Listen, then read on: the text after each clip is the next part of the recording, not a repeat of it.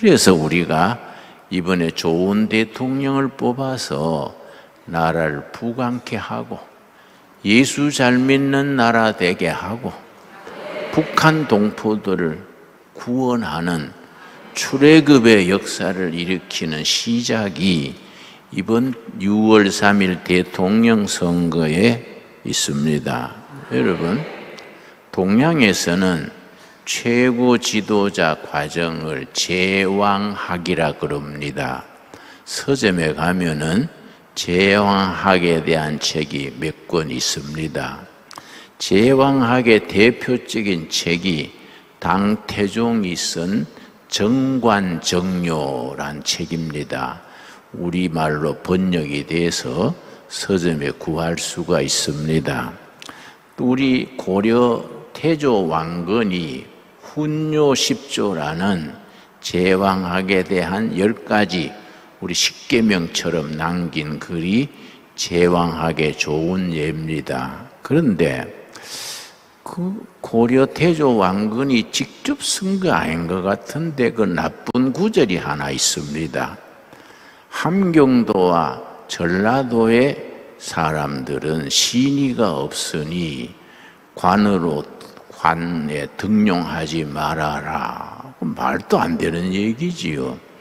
전라도에도 좋은 분이 얼마나 많습니까? 우리 교인 중에도 호남 분들이 많이 있는데 참 성실하고 정직하고 좋은 분들이에요. 그런데 고려태조 왕건이 그쪽 사람은 믿을 수 없으니 관직에 쓰지 말아라. 말도 안 되는 얘기지요.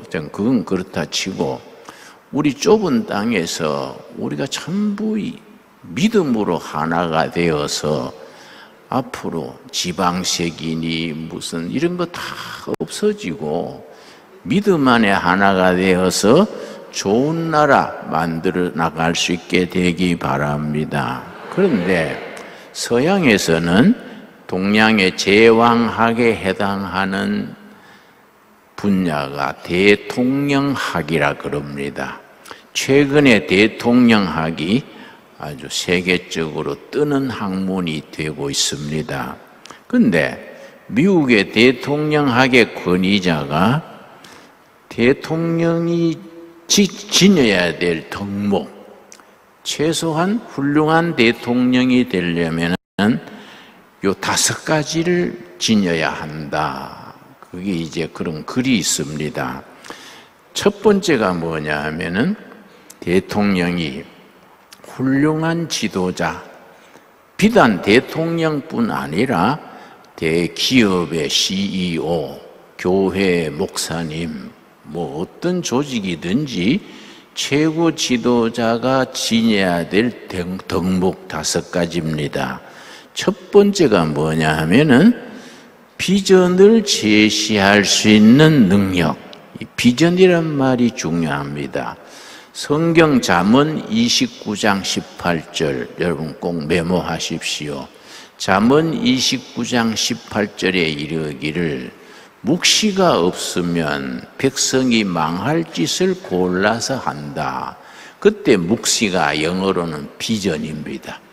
비전이 없는 백성들이 망할 길로 나간다. 그 뜻이지요. 그래서 지도자는 민족 미래에 대한 비전을 국민들에게 제시할 수 있어야 됩니다. 그러나 나는 이번에도 대통령에 출마하는 사람들 만나면은 꼭 그런 얘기 합니다.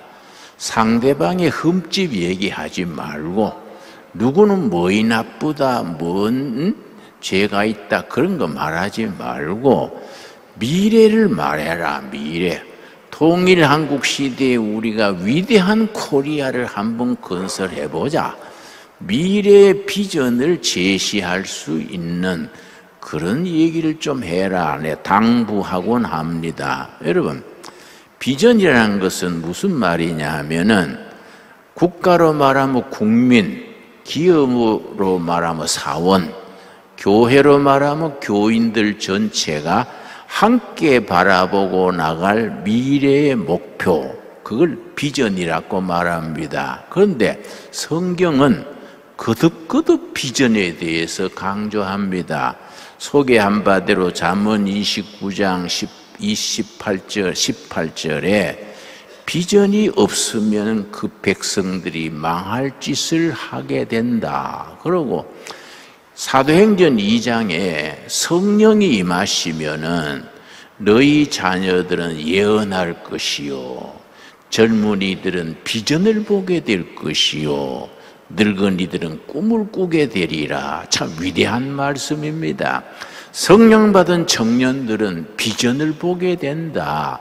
나라와 교인과 백성들이 함께 바라보고 나갈 목표, 그 비전을 보게 된다. 그리고 성령 받으면은 전 국민, 전 교인이 함께 바라보고 나갈 목표, 그 비전을 품게 된다. 참 위대한 말씀입니다. 두 번째 뭘 들었느냐 하면은 설득력. 첫째는 백성들에게, 국민들에게 비전을 제시할 수 있는 능력, 함께 바라보고 나갈 목표를 제시하는 능력. 두 번째, 설득력. 아무리 비전이 높고 고상해도 국민들, 교인들 혹은 회사의 사원들을 설득시키지 못하면은 그거는 공연불이 되지요. 그래서 우리 민주사회에서 설득력이 참 중요합니다.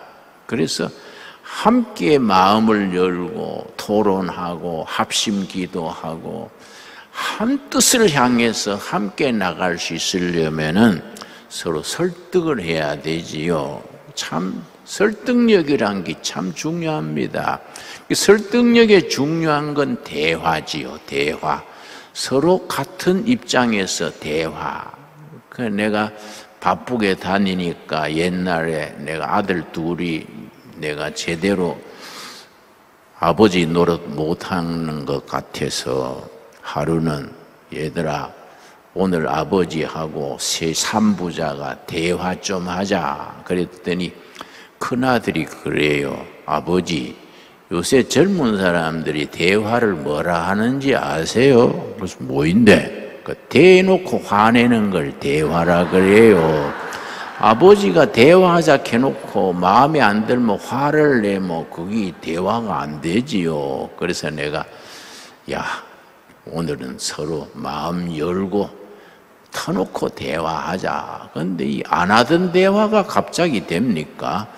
우리 집사람한테 차 석 잔 끓여오라 그래가지고 삼부자가 마주 앉아서 대화하려고 앉았는데 아버지한테 뭐 물어볼 게 없냐? 애들이 묵묵부답이에요. 그래서 내가 나도 싱거워서 가서 공부해라 하고 보내버렸어요. 참 교회도 뭐의 문제냐 하면은 예수님은 제자들한테 세상 사람들이 나를 누구라 하느냐? 제자들이 엘리야라 하고 세례 요한이 왔다 그러고 그럽니다. 예수님이 또 물었지요.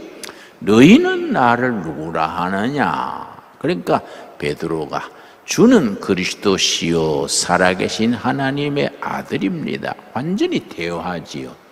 예수님은 대화법에 있어서 완전히 참 선수 중에 선수입니다. 그런데 저도 목회가 55년째인데요. 지금도 목회하고 있습니다. 내가 지금 84살인데도 목회하고 있어요. 나는 좀 오래 살려고 작정합니다. 그래서 천국 갈 때까지 나는 현역으로 목회한다. 내가 아주 그런 꿈을 가지고 있습니다. 그런데 우리 교회의 문제가 뭐냐 하면은 예배가 너무 선포예요.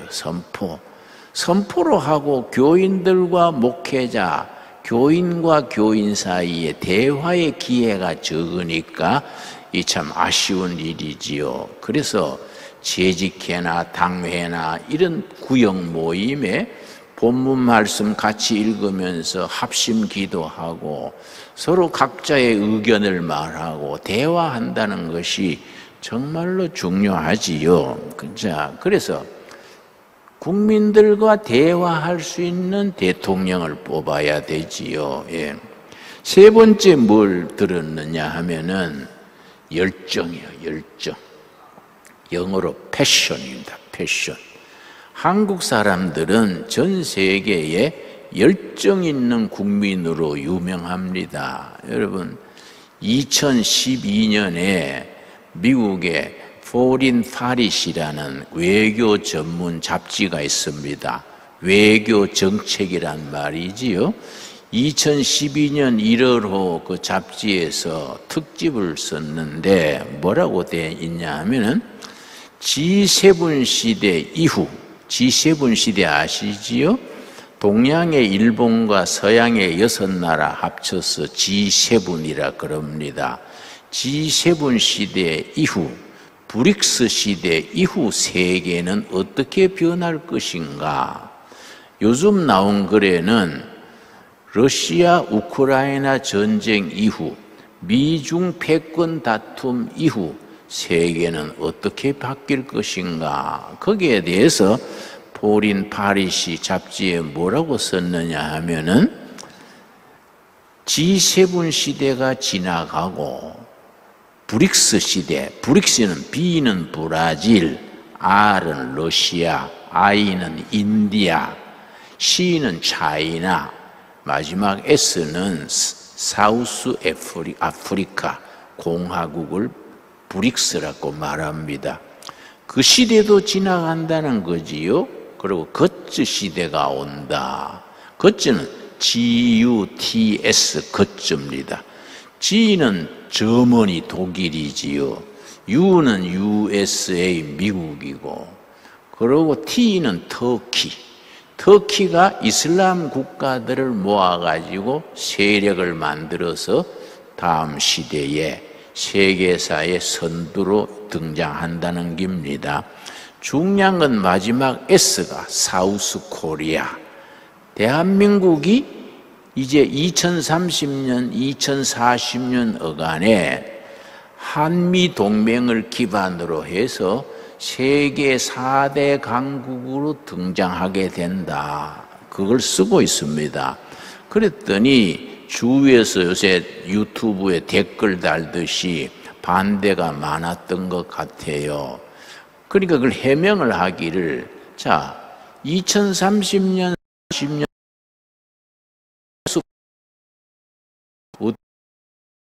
어떻게를 이니티브를 가지는 4대 강국에 오를 수 있느냐? 그 이유를 5가지를 들었습니다. 이게 참 중요합니다. 포린 파리시라는 잡지는 신앙 잡지가 아니고 그냥 외교 전문 잡지인데 요 5가지를 들었습니다. 첫째가 뭐냐 하면은 한국인의 국민성. 그 책에, 그 기사에는 내셔널 캐릭터, 국민성. 국민성이 뭐이냐? 근면, 부지런한 거. 둘째, 열정. 한국인의 패션, 열정이 2030년, 40년 어간에 세계 4대 강국으로 올라서게 된다. 그렇게 썼습니다. 세 번째가 뭐냐 하면은 공동체 정신. 그래서 세계적으로 유명한 것이 1997년 IMF가 터졌을 때에 한국인들이, 아줌마들이 금모으기 운동을 했습니다.